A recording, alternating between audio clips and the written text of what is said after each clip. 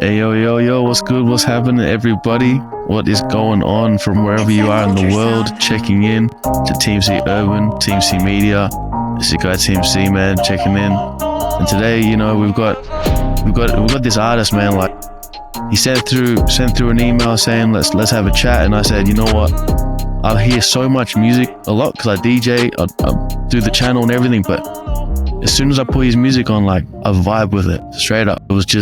It was modern, it was fresh. It's like cinematic, but in music terms, powerful, engaging. It was just dope. It was fire. So you got to make it happen, man. So we got my guy here, man, and Jason Nkanga. Is that how you say it, man? Jason Nkanga in Nkanga. I'll take Thank you. anyone. I may as well just freestyle it, man. But yeah, big ups, man. I appreciate you coming through, man, and spending the time and having a talk, man. I want to get to know about you, your music, how you do it, because it's like, I think a lot of people out there, man, you know, to get to that level of quality with music, with passion. Three projects out so far since 2016.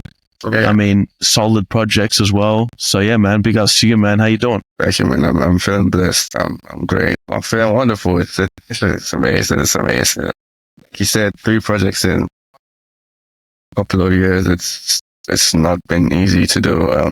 Yeah, big ups to myself. Definitely, bro. Definitely. So where are you at the moment, man? You're over in the United Kingdom. That's a reasonably big country, not compared to Australia, but you know, whereabouts are you at the moment?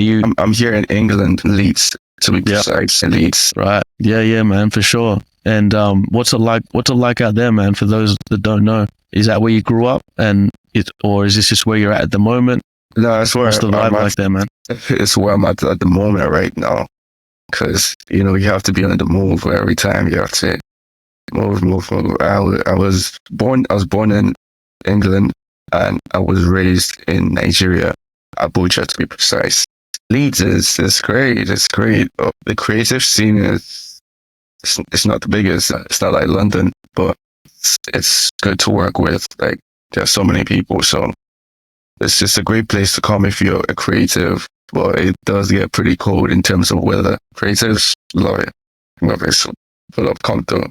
So yeah. Yeah. Feel you, man. So you were raised in Nigeria, the birthplace of Afro beats. Yeah. Now, what happened? Like, yeah, you know what I'm saying? Like, your family, did they move from Africa to England? Is that what it was? Or is it, yeah, tell me a little bit about that journey, man, because that's a big move, you know? Yeah, we moved from Africa to Nigeria, precisely to England, and we went back to Nigeria. Yeah, it's a whole different continent. It's a big move, but we needed to do that to, you know, because it's always great to go back to where you came from and everything.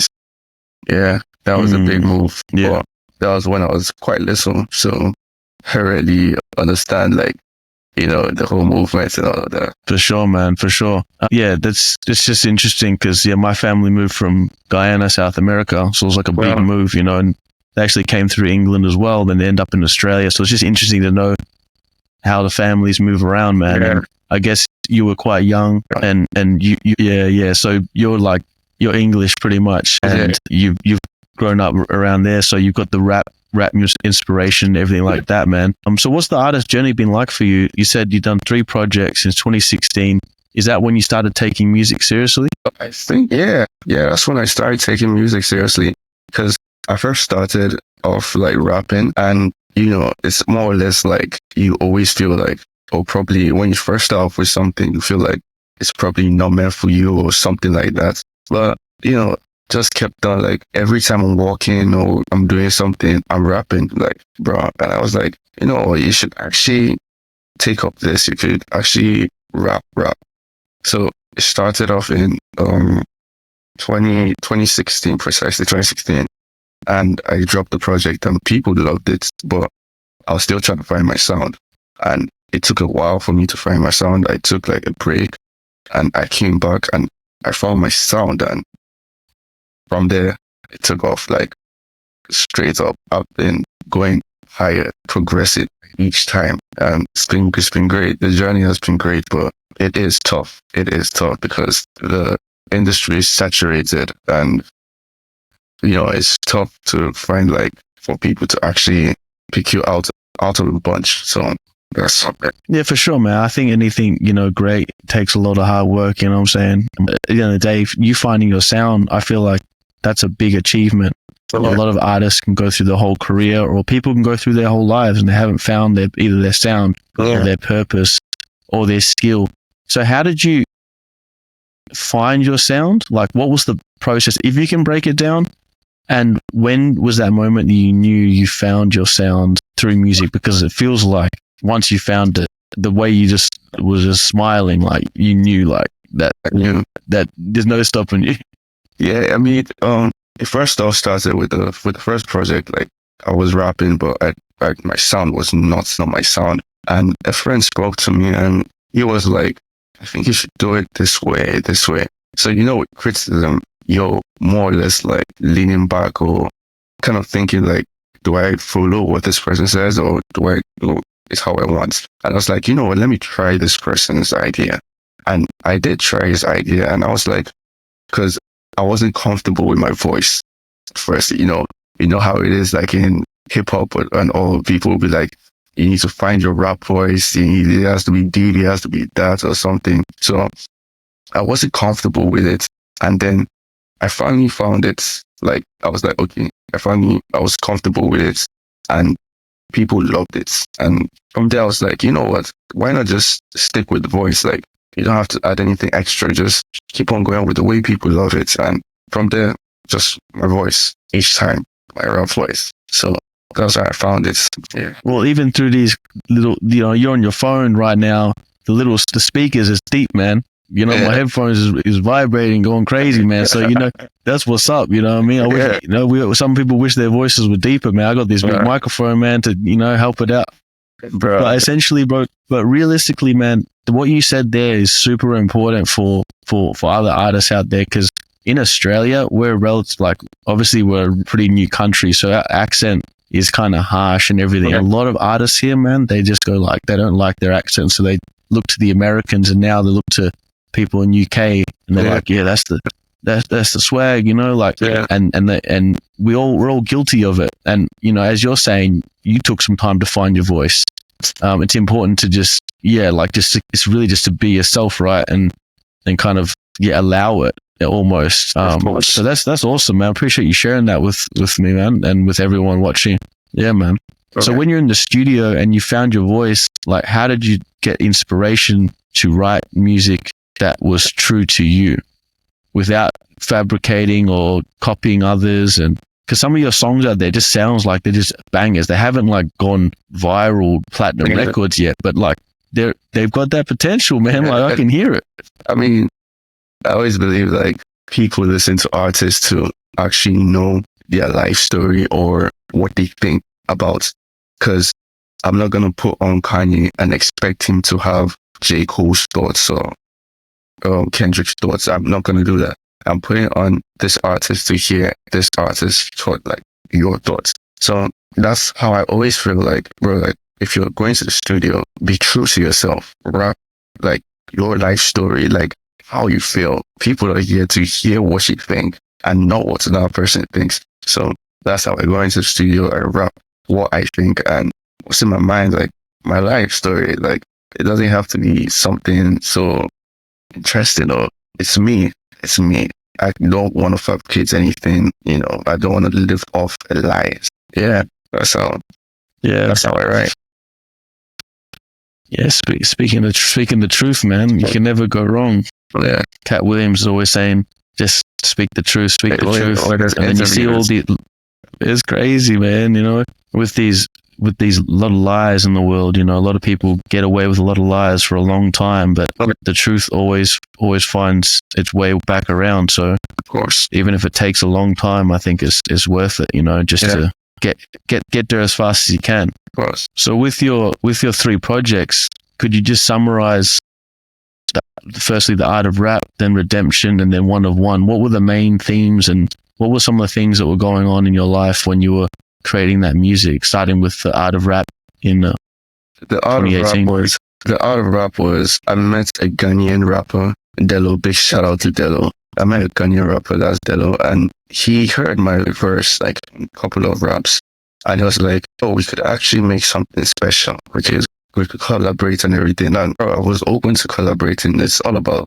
quality, bringing out quality. I was open to collaborating, and we made kind of Watch the Throne kind of album or EP, what you call it, but we made that, and it was a great time of my life because I finally got open to seeing how it is collaborating with someone, picking out the ideas of another person. And one of my hit songs actually came from that project. So it's crazy. It's crazy. It's amazing that your first project you collaborated on, like not people have it in their minds where they're like, I want to do it on my own, but it's like, it's just art. But yeah, go on, man. Sorry to interrupt, bro. Last Call a Redemption was, for some strange reason, I actually felt like I needed to do some more. Like I was not doing a lot, but I needed to do some more and, bring my sound out there. So it was about me redeeming myself and, putting out, because this whole thing started in 2016. So like putting out a lot. Okay, this boy is actually here to rap and he knows what he's doing. He can make great music. And I put that, and that was the beginning of like a lot of great things, because I had so many artists on it and it was a great body of work, and people were like, wow, this boy actually knows what he's doing. That was it afterwards. And One of One, which just came out like 6 days ago. Fire. 7 days ago. That was. Let's stream that right now. Right now. You just even pause the interview, go 1-on-1, listen, come back to the interview. It's all good, man. We won't hold it against you. It was fire, bro. Like that album, that EP was about me giving, kind of like giving back to my city, because I had like a lot of big, like heavy hitters on the EP, and we all came together and we were like, we can make something great, bring Abuja to the world, and we made One of One. Like, bro, big shout out to Hamza. That was my A&R. He put like the artists together and brought out this, like, the sound it's heavy. Like, I've been listening to it and I released it, and each time I listen to it, I'm like, whoa, we actually created this. It's crazy. I love it. I love it. The whole process was long, but it was worth it. It was worth it in the end. So yeah. No, that's awesome, man. Thanks for summarizing those. But I feel like it's that you just keep improving, and the way you're describing the way you create your projects, it feels like you're like a Kanye, or perfectionist, or like a cat, like, yeah, but bringing other artists in, to make just good quality music. I think that's like super important, especially now with the ability to collaborate. Yeah. Like, it's cool. You don't have to do everything on your own, Yeah. Awesome. So, for real, man. So some of the tracks, man, are like, I Don't Fall In. Tell me, like, there's 5 tracks on this One of One EP, man. Tell me, like, all the songs and just the if there's any real life experiences, or if there's anything that you can share with the audience, man, like some personal things that you're comfortable sharing, because people watching, they might feel like, can I share my life on the track? They say, I heard from a guy called Scotty Hines, aka Scotty Minister, and he said, when I was doing a podcast, he's actually from the UK as well, he's a grime artist, he was saying a successful artist, if they can just consistently put their life on the track and constantly talk about their life on the track, then that's it. Tell me about these songs and how they relate to your life, man. I'm starting from track 1, I Don't Fall In. Like, I don't fall in it, like, it's a Nigerian way of saying, okay, I'm inside. Like, how do I put it? When you want to start something, it's the start of something. Like, tell everybody, I'm coming through, I'm breaking through. So that's why I even put it number 1, so people get ready. This is what is about to happen. This boy is ready for it. So that was the whole summary of it. Like, bro, this boy is breaking down doors. He's coming inside. He's breaking barriers, and he's here to stay. Track 2 was Tea House Basement. See, House Basement was a song with, brother, it was tight. A song with, it has a whole story behind it. It was a song with my friend, that's Psycho YP, big ups to him. We linked up and, we created this sound, and bro, the whole process was he rapped, I rapped kind of thing, and, we put it together and we're just like, what have we created? So the whole big ups to him for putting it, like, making it work. But the whole process was, telling people like, yo, like, I'm chilling with Jason, like, that whole word on its own shows to the people that, this guy is a heavy hitter. He like, bro, is actually good. And, it's a privilege to be chilling with someone like me. That's why I felt like the connotation was so, like, let's big up to him and everything. Golden was with Tommy. So the whole story was, it was me actually telling people that, look, this boy is a golden boy to start off with. He's here, he's talented, he can rap. It's no silver, no bronze. He's number one of one. He's unique, he's golden. So I'm here telling people, look, we're chosen for this, nothing else. It's rap, and we're golden, we're chosen for this. So when you're listening to it, it's inspiring.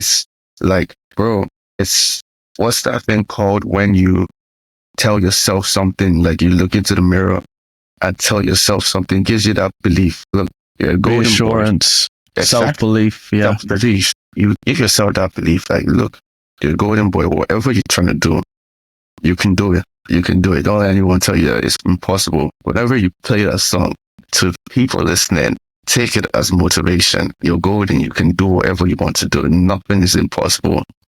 And number 4, heavy. It's great, man. Track 4 was enemies. So track 4 was enemies. Self-explanatory. You have some people that turn against you for reasons you may not know. You probably have friends that, out of you doing big things, because you have a lot of friends that you're doing big things and all of a sudden they just envy you, they get jealous of you and everything like that. So, just I was telling them, enemies, they used to be friends. Like, they seen all what gets in and, they just hate on you. It's a common human trait you see someone doing big and they suddenly start hating on you. So it's just telling you, it's like, bro, and I've experienced that before. I've experienced it. I'm sure many people have, like, friends that actually turn into enemies. So many people have. So it's just that, like, okay, we're not the only people going through with it. So yeah, that was just on enemies, man. Because how do you define an enemy? An enemy is defined as someone that always looks at you in a negative way. Or see, like a hater. That's what I feel, like a hater. Someone that, like, he sees you doing good, but it boils his soul. Like, he hates it. So that's, for me, is what is an enemy. If you're not a friend, you're a foe. So that's all. Do you feel like you're not a friend, you're a foe, yeah. Do you ever feel like when you see someone doing well, there's a bit of you that's like, damn, you could be I wish I was that. And envy's not necessarily an enemy, right? No, I mean, there are two ways about it. Like, obviously, when you see somebody doing good, you tend to want what the person is having, per se. Like, not really want it in that kind of way, but it motivates you. So, that's what I see it as. But when you turn it to, okay, you don't want this person to do good, then you're the enemy, because you're trying to pull this person down. You understand what I mean? Well, if you're looking at somebody you get motivated, like, that guy has a nice car, I don't want that too, and it makes you want to work, you're not an enemy. You're just someone that has that motivation. So yeah, what I mean. Yeah, so for sure, man. It's an interesting topic to talk about, because to define an enemy, like in war, an enemy is someone who's trying to kill you. Yeah. That's a pretty big enemy. But then at the end of the day, you're on a battlefield, but you're not actually hating this person. You're just being told to kill or be killed. Whereas in the music industry, in the creative industry, no one's, I mean, some people, you can get to the point where you got some real serious problems with someone else, but it's more about how well someone's doing in comparison to what you're doing. And if you allow that energy to either motivate you or bring you down, so you need to bring that person down. So I just like to talk about people's opinions and understandings of what an enemy is. Would you confront your enemies, or would you try to just ignore them and just move forward? Or would you sometimes have to stand up and say, I don't like what you're doing, on a track or in that communication that way? I mean, I feel like sometimes hip hop is a sport. People get competitive and all. There's only a limit you can take to actually look at someone and be like, this person is hating like really, really, really bad. So there's a difference between like shadow the haters, man. There's a difference between, okay, this guy really he's spitting and he wants what I want, but he's not really hating. And there's a line you cross that you be like, yo, you need to chill unless I would take action. And it's almost like the whole Kendrick and Drake thing. So once you cross that line, then it puts you up against the wall. Like, okay, you do need to confront this guy. And after confronting him and it still stays the same, then he's an enemy and you have to do what you have to do. Like, go to war with him. You gotta do what you gotta do. So that's how I feel. It's powerful stuff because they're both like generals. Yeah. And they've got armies. And everyone is fighting for the top. Everyone is fighting for the top. Yeah, I heard obviously Kendrick won the battle as per se, but you eventually listen to Drake's tracks as well, and they're hard too. Like, they're like, yeah. They're both great guys. They're both top dogs, and it's tough seeing two great people actually. But I mean, hip hop is a sport, but it's tough seeing two great people actually go toe to toe, and just you enjoy listening to both of them. So when you have to pick a side and be like, this it's a bit, I don't know. Yeah, I feel you, man. But I just feel like the human condition, we get to a point where sometimes it's so much. Can you imagine that level? Like, already you've got enemies, you've got haters, but imagine on that level, and then the amounts of things around you that influence you, and you end up just becoming a Diddy. Bro. And bro, from what I understand, it becomes gradual. It starts off with one bottle, gets to 5, gets to 1,000 bottles, man. Then you can't go back. And bro, it's like, it's something else. And you never want to be stuck in that kind of case. Like, you build everything from the ground and then you get into a case like that and everything. Because they always say like one moment can change everything. Could be for good, could be for bad. And the moment for Diddy, like right now, it's changed everything for bad. So imagine years of working so hard, building an empire, like the whole music coming to mogul, and at the end of the day, it's just snatched away. Like, change that moment from just a silly mistake. 1 second can change everything. Yeah, man. They say like, I think 50 Cent said it, or he said like 50 seconds can get you 50 years. Bro, legit. Even it could be less than 50 seconds. It could be like 3 seconds. So, I mean, I guess leading up to a question, because I feel like you're on your way, man. Yeah. And, they'll look back on this interview and they'll be like, yo, man, TMC interviewed Jason and that's what's up. That's the start, you know what I mean? It was the start of the major publicity. Yeah. But basically, bro, like, how are you going to prevent yourself from falling into these dark valleys, man? These places where you can't climb out. Once you start, you can't stop. Or once you dibble and dabble, then you've crossed the line. Essentially, how do you keep yourself grounded, man? I mean, obviously, it's like, I look at it like things you expose yourself to, like things you listen to, and at a particular age, you have to be, mentally trained. Like, bro, like, okay, this is work for me, or this is not for me. So you have to look at the consequences of things and just be a proper human being, be a good human being. Is this right? Is this wrong? And try and just stay away from the things, because me, I just feel like at this rate, it's the music, like only the music. You're here for the music, and you should just work on the music, stay away from things, because I've seen like how the music industry, how it has planned out and everything, and I'll only be dumb to actually fall inside the same trap after seeing the same blueprints. You get what I mean? Like, did it would hit different. It would hurt way different too. Yeah, if you were like the 100th person that did the same thing and just messed it up, bro. So you're already seen everything, and you're like, this is the treatment they're giving this person. Obviously, you have to stray away from that, and then you fall into the same thing. It just doesn't make sense. It doesn't make sense. So yeah, all those labels out there, Yeah. it's not gonna move for the money, man. No, you better come with the big bag, man. But even that, it ain't gonna happen.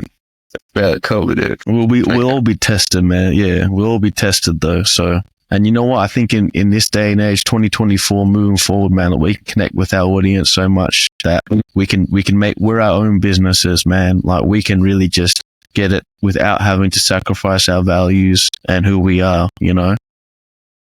Yeah, I try to tell some of the guys out here, like, you might come out with a couple of hits that are dope and they go hard, but they sort of peak and they go down. It's like, it's not a steady rise, man. Right. You can have some turn up songs and stuff, but if it's not really you, then it's not gonna stick, man. Exactly, man. Yeah, for real.